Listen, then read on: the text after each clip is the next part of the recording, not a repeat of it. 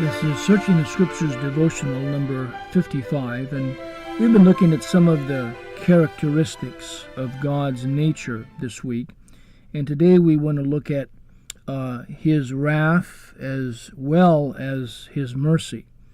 We read in Micah 7:18 these amazing words, "Who is a God like unto thee, that pardoneth iniquity, and passeth by the transgression of the remnant of his heritage? He retaineth not his anger forever, because he delighteth in mercy." It's very difficult for human beings to comprehend any of God's attributes fully, because they're eternal, they're infinite. But his wrath and the fact that we deserve his wrath, and yet in spite of that reality, God is a very merciful God, and his mercy as well as his wrath is everlasting. And when I speak about his wrath being everlasting, I'm not talking about punishment in hell forever and ever, or torture in hell without any respite, but it's the fact that we die and we are annihilated and we never come back to life. That is the end of our existence.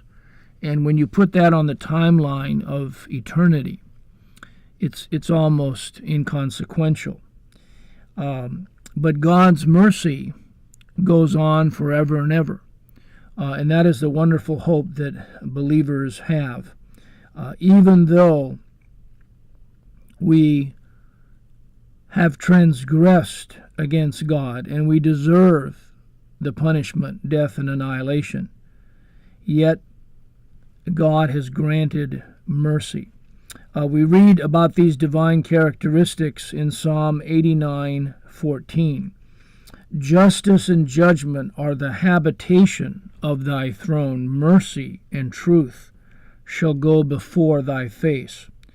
And Habakkuk 3:2 adds, "O Jehovah, I have heard thy speech and was afraid. O Jehovah, revive thy work in the midst of the years. In the midst of the years make known, in wrath remember mercy." Who are the recipients of God's mercy? As we've said frequently this week and throughout this broadcast, Micah 7:18 says, "And passeth by the transgression of the remnant of his heritage." The remnant of his heritage refers to those whose sins God has forgiven, those upon whom God has bestowed his gift of salvation. Those who have been saved by God's grace can certainly exclaim, along with the psalmist in Psalm 86:13, "For great is thy mercy toward me, and thou hast delivered my soul from the lowest hell." And again, hell is the grave and annihilation. Now, we also know that God's mercy has everything to do with the person and work of his Son. In Hebrews 2:17 we read, "Wherefore in all things it behooved him," that is Christ, "to be made like unto his brethren, that he might be a merciful and faithful high priest in things pertaining to God, to make reconciliation for the sins of the people." Also in Isaiah 54:7-8, we read, "For a small moment have I forsaken thee, but with great mercies will I gather thee. In a little wrath I hid my face from thee for a moment, but with everlasting kindness will I have mercy on thee, saith Jehovah thy Redeemer." We learn that before the foundation of the world, as I've mentioned repeatedly, Christ was laden with the sins of all the elect. As a result, he had to die and was annihilated in their place, which is the meaning of corruption. As we read in Psalm 16:10, which is quoted in Acts 2:27, "For thou wilt not leave my soul in hell, neither wilt thou suffer thine Holy One to see corruption." In 33 AD, we know for a fact that he could not have been bearing sins or paying for sins because he did not see corruption. His body did not decay. It remained intact. And then on the third day, on that early Sunday morning, he rose from the dead. But prior to the foundation of the world, he did see corruption.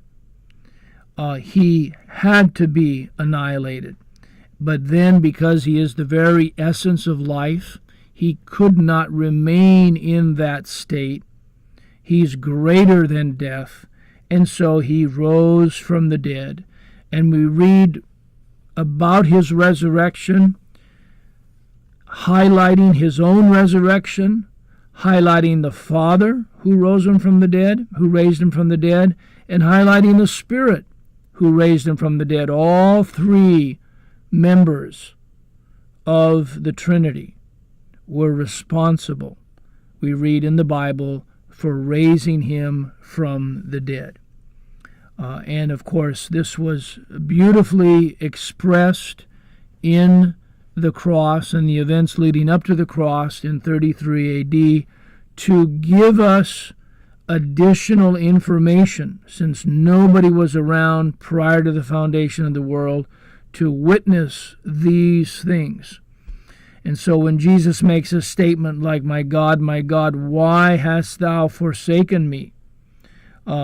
Which we find both in Psalm 22:1 and also repeated in Matthew 27:46, we know that this is giving us a glimpse. It's pulling back the curtain a bit so that we can see what transpired prior to the foundation of the world. And without that work of his Son and the faith of his Son, because we're saved by the faith of the Lord Jesus Christ, as we read in Galatians 2:16, we would be completely lost and without any hope whatsoever. But all the glory goes to God, and because all the glory goes to God, believers will throughout eternity be thanking and worshiping him for what he has done, this so great salvation that he has provided.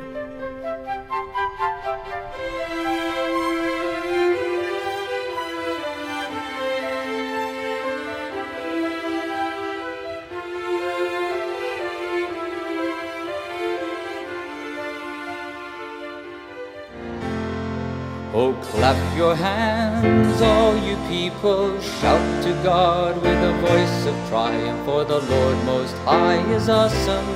He is a great King over all the earth. Oh, clap your hands, all you people, shout to God with a voice of triumph, for the Lord Most High is awesome.